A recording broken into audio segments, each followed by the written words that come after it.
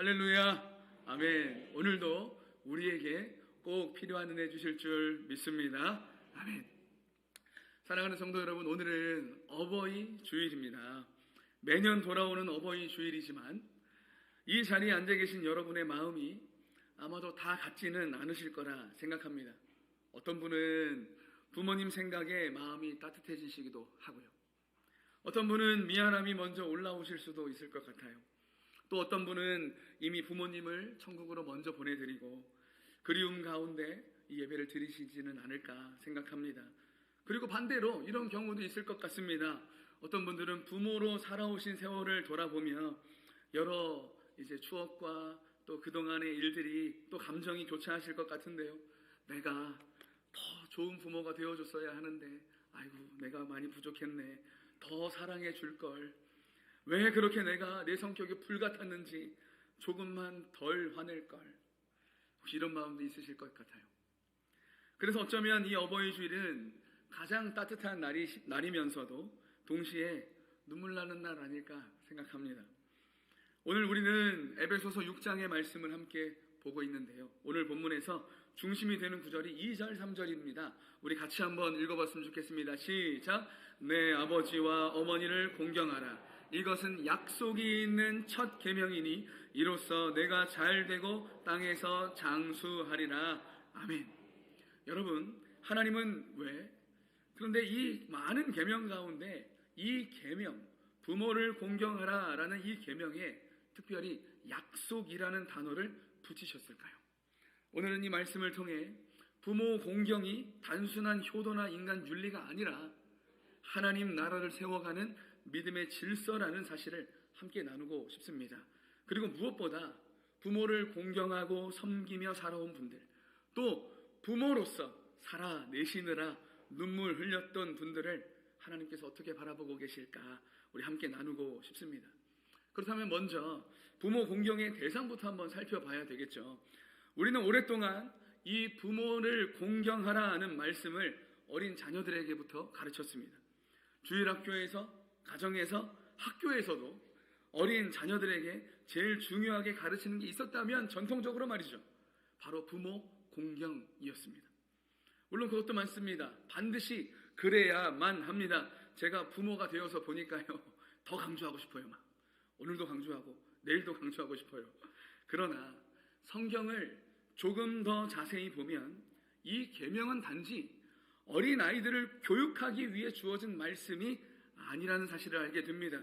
부모를 공경하라는 이 명령은 구약 10계명에서 먼저 기록하고 있지요. 그런데 이 10계명을 보면 그 대상을 알 수 있는 힌트가 기록되어 있습니다. 출애굽기 20장 17절 말씀 우리 같이 한번 읽어볼까요? 시작! 내 이웃의 집을 탐내지 말라. 내 이웃의 아내나 그의 남종이나 그의 여종이나 그의 소나 그의 나귀나 무릇 내 이웃의 소유를 탐내지 말라. 아멘. 자, 여러분 여기서 힌트가 나왔는데 뭘까요? 내 이웃의 집을 탐내지 말라. 내 이웃의 아내를 탐내지 말라.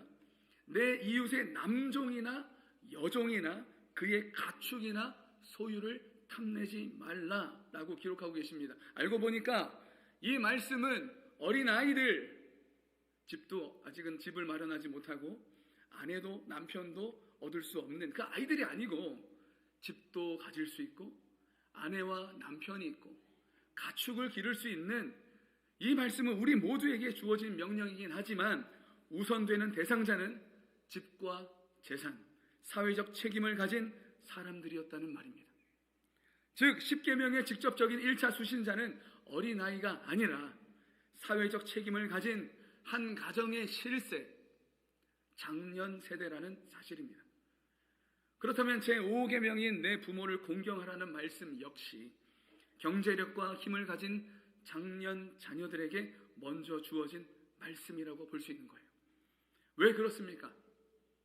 시간이 지나면 부모는 약해지고 자녀는 성장하고 강해지기 때문이죠. 젊을 때는 부모가 자녀를 붙들어줍니다. 그러나 세월이 흐르면 이제는 자녀가 부모를 돌보아야 하는 시간이 오는 겁니다. 그런데 모두가 좋을 때는 괜찮겠지요. 근데 문제는 언제 닥쳐옵니까? 삶이 어려워질 때 문제가 찾아옵니다.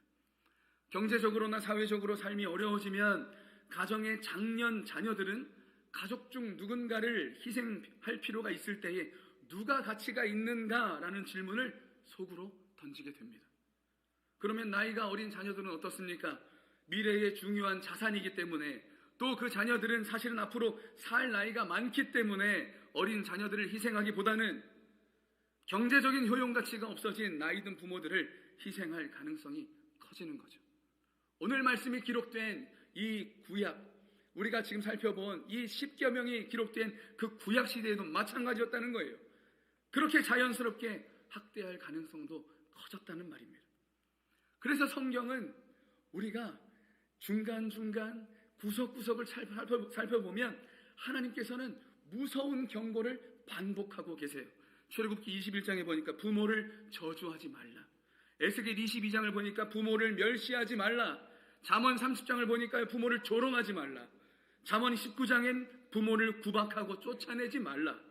다시 출애굽기 21장을 보니까 자기 아비나 어미를 치는 자는 반드시 죽일지니라. 우리 하나님의 명령이었습니다. 왜요?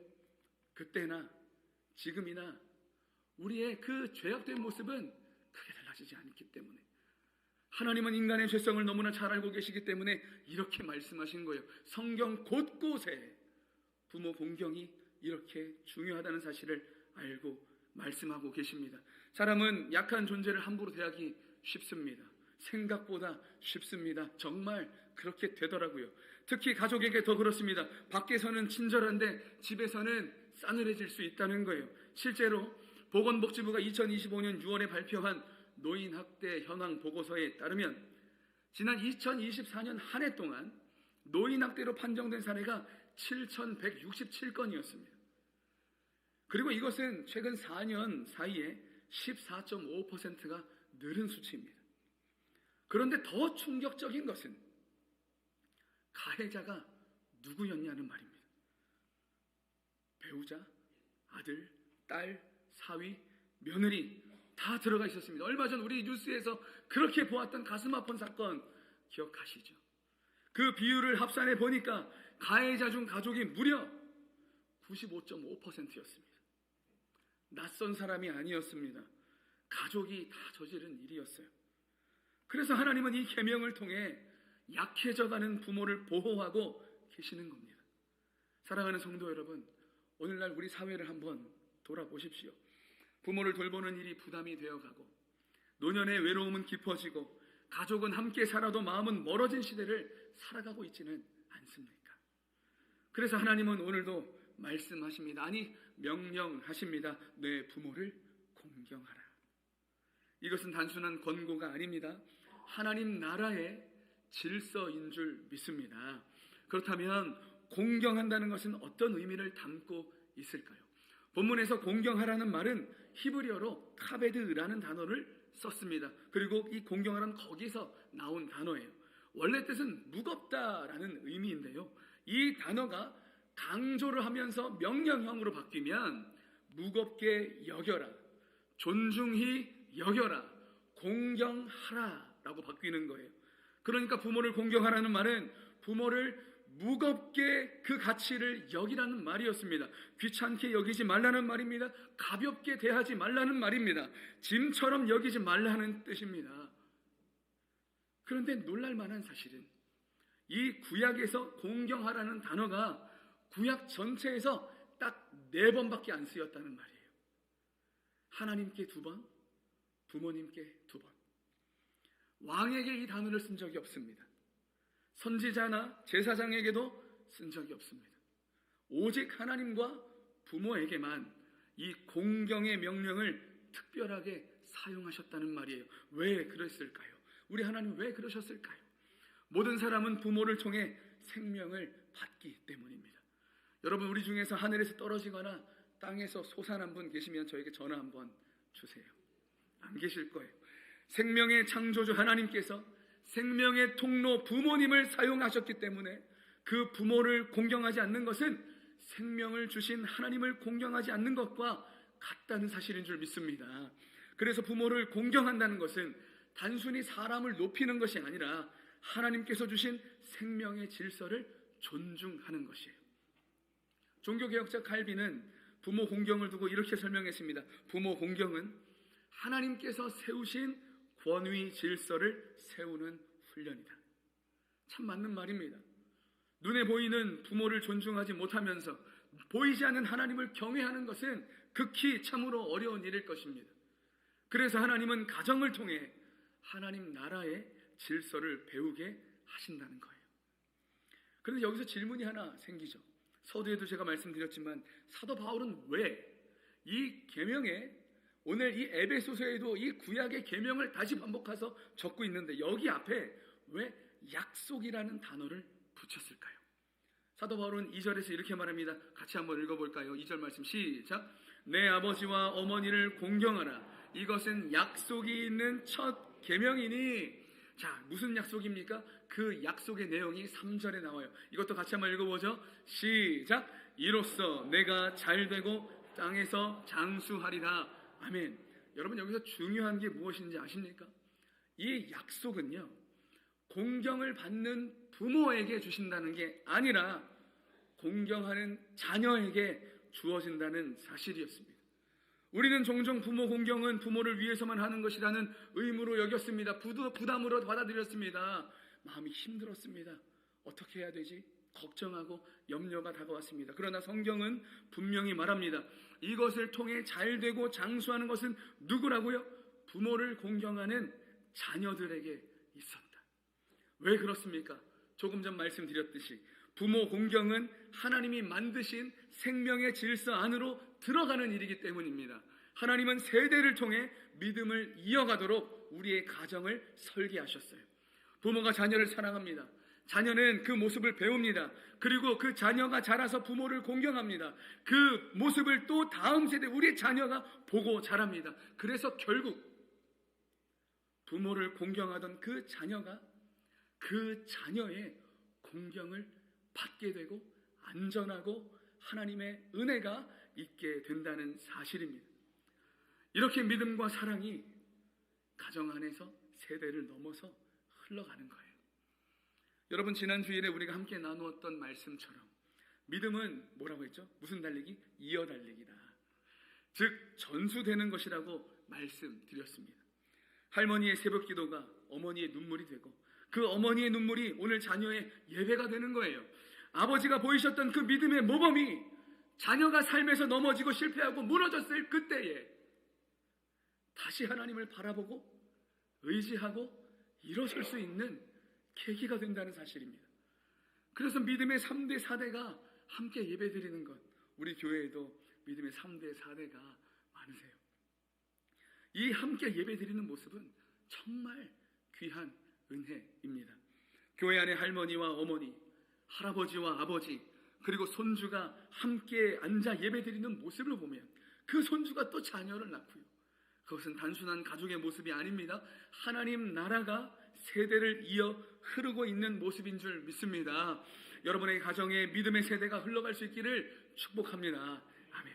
근데 여기서 우리는 이제 이 지점에서 조금 더 현실적인 이야기를 해야만 할 것 같아요. 왜냐하면 부모 공경이 그렇게 말처럼 쉽지만은 않기 때문입니다. 어떤 분들에게는 부모를 공경하라는 이 말씀이 참 어렵게 들릴 수도 있다고 생각해요. 상처가 있기 때문이죠. 사랑받지 못했던 기억, 이해받지 못했던 시간, 아직도 아물지 않은 그 아픔이 있기 때문입니다. 그래서 어떤 분들은 저에게 이렇게 말씀하기도 합니다. 목사님, 저는 부모님을 생각하면 감사보다 상처가, 울분이 먼저 떠오릅니다. 분명 과거의 아픔으로 오히려 어버이 주일이 되면 힘든 분들도 계실 수도 있을 겁니다. 저는 그분들의 마음을 그냥 가볍게 함부로 말하고 싶지는 않습니다. 성경에 이렇게 적혀 있으니까 이렇게 당장 순종하셔야 됩니다. 마음이 어려워도 공경해내셔야 됩니다. 이건 명령이니까요. 제가 어떻게 이렇게 말할 수 있겠습니까? 그 상처의 깊이도 알지 못하는 제가 어찌 감히 그렇게 말할 수 있겠습니까? 저에게 그런 걸 원하셨다면 죄송합니다. 저 그런 거 못해요. 주님도 그런데 연약한 우리의 상처를 알고 계십니다. 히브리서 4장을 보니 그 주님께서 우리의 연약함을 동정하신다 말씀하고 계세요. 알고 보니까 내가 아팠던 것 우리 주님이 이미 알고 계셨고, 그 주님이 나를 부르고 계셨다는 사실이, 어떻게 부르셨다고요? 우리 주님은 우리가 그 마음 한구석에 그 예전에 있었던 씻지 못했던 그 아픔과 상처, 그 미움과 그 아픔과 그 상처에 묶여있지 않기를 바라신다는 말씀이에요. 그래서 시편 147편을 보니까 하나님께서 상심한 자들을 고치시고 그들의 상처를 싸매신다 말씀하시는 거예요.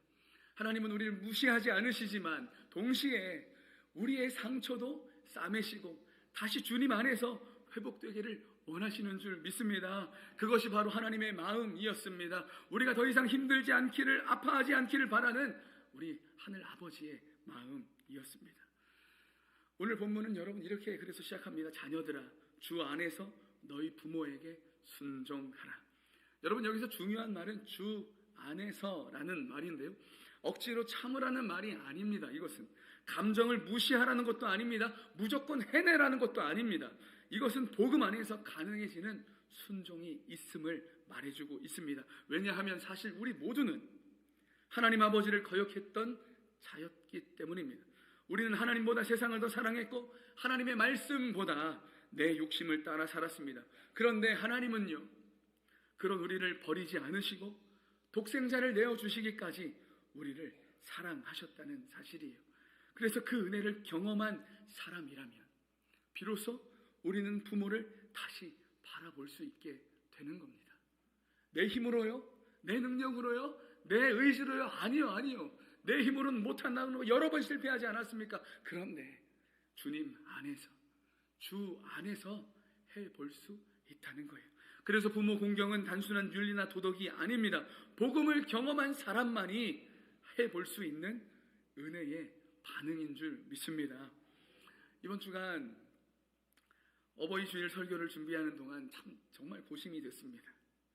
매년 돌아오는 어버이 주일이라고 똑같은 설교가 되지 않기를 바라는 마음에서였습니다. 그냥 성경 읽고 여러분 하나님이 하라 하십니다, 열심히 하세요, 끝! 이러면 얼마나 좋겠습니까? 저도 막 속편하겠죠. 그런데 그거 아니잖아요. 우리에게 주시는 하나님의 마음이 이 말씀 아닙니까? 말씀에는 하나님의 마음이 담겨 있는데, 그렇다면 그거 씨름하라고 저 이 자리에 세워주신 것 아닐까요? 그런데 그렇게 기도하던 중에 수요일날 새벽 즈음에 작은 빛을 한 줄기 보여주셨어요. 그리고 기도하게 하신 단어가 위로라는 단어였습니다. 하나님 그렇군요. 우리가 어버이 주일 하면 어떤 명령처럼, 어떤 의무처럼 그렇게 말씀을 나눴던 적이 참 많은데, 자녀로서 부모를 공경하는 일이 참 쉽지 않은 일이었군요. 그리고 이 험한 세상에서 믿음의 부모로 살아간다는 것이 정말 너무 어려운 일이었네요. 주님, 그러고 보니까 자녀된 자도 부모님인 분들도 모두가 위로가 필요한 자리가 이 어버이 주일이었네요. 사랑하는 성도 여러분, 그래서 저는 위로했으면 좋겠습니다. 우리가 서로 정말 하나님 안에서 함께 축복했으면 좋겠습니다. 특히 이 자리에 부모님을 돌보고 계신 분들 계십니까? 아프신 부모님, 연로하신 부모님, 치매 가운데 계신 부모님, 거동이 힘들어서 정말 누군가의 도움 없이는 정말 움직이기도 어려운 부모님, 오늘날 중년 세대는 참 지쳐 있습니다. 위로는 부모를 책임져야 하고 아래로는 자녀를 책임져야 하고, 그런 가운데 자기의 삶도 내 건강도 버텨내야만 하는 게 아마 중년 인생이 아닐까 생각합니다. 그래서 어떤 분들은 병원과 집을 오가며 살아갑니다. 병원 냄새 속에서 하루를 보내고 지쳐 잠들고, 그런데 얼마나 진짜 힘든 건 무엇이냐면 아무도 몰라주는 것 같아요. 형제도 몰라주는 것 같고 자식도 몰라주는 것 같고, 또 그리고 내가 섬기는 이 부모님도 맨날 섭섭하다고만 말씀하시지 부모님도 잘 몰라주시는 것 같기도 합니다. 그런데요, 하나님은 알고 계십니다. 여러분의 수고를 다 보고 계신다는 사실이에요. 여러분의 한숨도, 그 눈물도, 지친 마음도 하나님은 모두 기억하고 계신 줄 믿습니다. 그러니 사랑하는 성도 여러분, 힘내십시오. 낙심하지 않으시기를 축복합니다. 자, 그리고 또 오늘 이 자리에 마음은 간절하지만 부모님이 너무 멀리 계셔서 자주 찾아뵙기 어려운 분들 분명히 계실 거예요. 그럼 우리 어떻습니까? 네, 자주 찾아가지 못하니까 뭐니 해도 뭐예요? 현금 계좌로 보내드리고 뭐 용돈도 드리고 이렇게 하면서 한편으로는 이렇게 또 한번 마음에 안심을 하죠. 그래도 내가 부족하지만 조금은 했어. 마음에 이렇게 좀 위안을 삼을 때가 있는데 어쩌면 부모님이 정말 원하시는 게 뭘까요? 2017년에 한 통계 자료에 따르면 부모님이 원하는 건 우리가 생각할 때 뭐 좋은 선물, 뭐 현금, 어떤 뭐 부모님을 좋게 하는 뭐 어떤 선물이 될 수 있겠다고 자녀들은 생각을 한대요. 그런데 진짜 부모님의 말은 77%가 자녀들의 정신적인 지지를 받고 싶어 하셨대요. 그래서 어쩌면 부모님이 진짜 원하시는 것은 우리가 생각하는 대단한 선물, 좋은 거, 그런 현금이 아닐 수도 있습니다. 그렇다고 안 드려도 되는 건 아니에요. 네, 마음을 다해서 또 준비해 주셔야겠죠. 하지만 비싼 선물보다 자주 전화 드리는 그 한 통. 식사하셨어요? 엄마, 그냥 오늘은 엄마 생각나서 전화했어.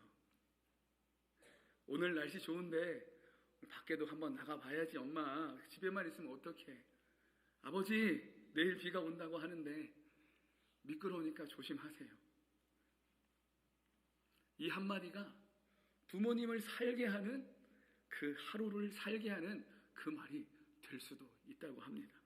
어쩌면 가장 좋은 효도는 부모님의 존재를 기억해 드리는 것일 수 있다는 거예요. 그리고 위로하고 싶은 분이 또 있습니다. 바로 지금 이 자리에 부모로 살아오신 모든 분을 축복하고 위로하고 싶습니다. 어떤 부모님은 속으로 이런 생각을 하실 수도 있을 것 같아요. 아유, 겸손하셔서 나는 아무리 생각해도 좋은 부모는 아니었던 것 같다. 아유, 후회가 있습니다. 미안함이 있습니다. 먹고 사느라 바빴고 지쳐 있었고 때로는 자녀에게 상처되는 말도 했습니다. 그때는 그래도 되는 줄 알았어요. 참 서툴렀고 부족했습니다. 그런데 사랑하는 여러분, 완벽한 부모는 없습니다.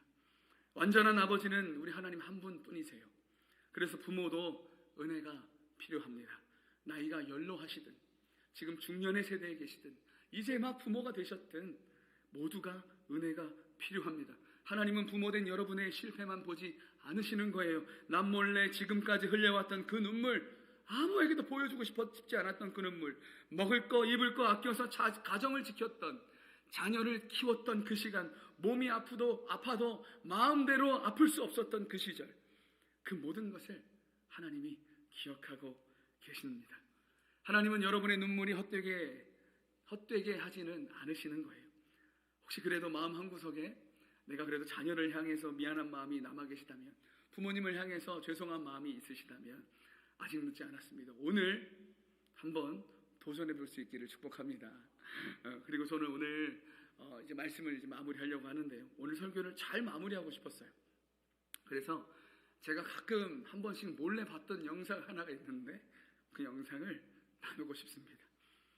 아마 오래된 영상이라 보셨던 분도 있을 수 있는데요. 우리 잠깐 한번 볼까요? 항상 미안해요, 걔한테는.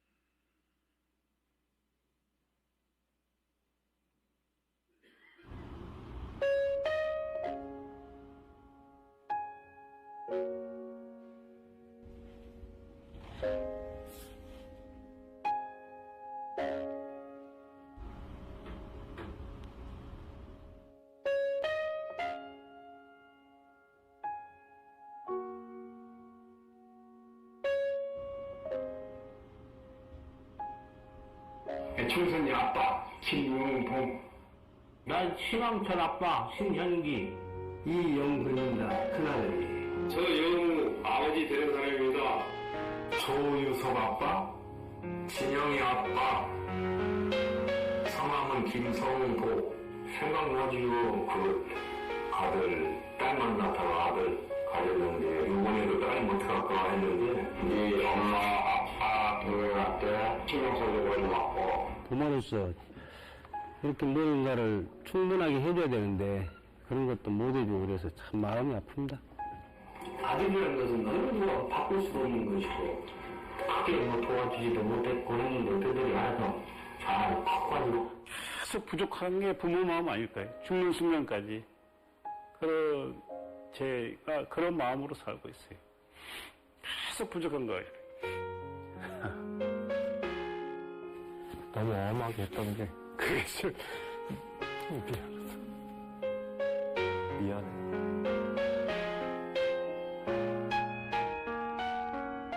항상 내가 부족하고 항상 미안해요. 걔한테는. 미안하다 참 모든 것이 부족하고 못 가르치고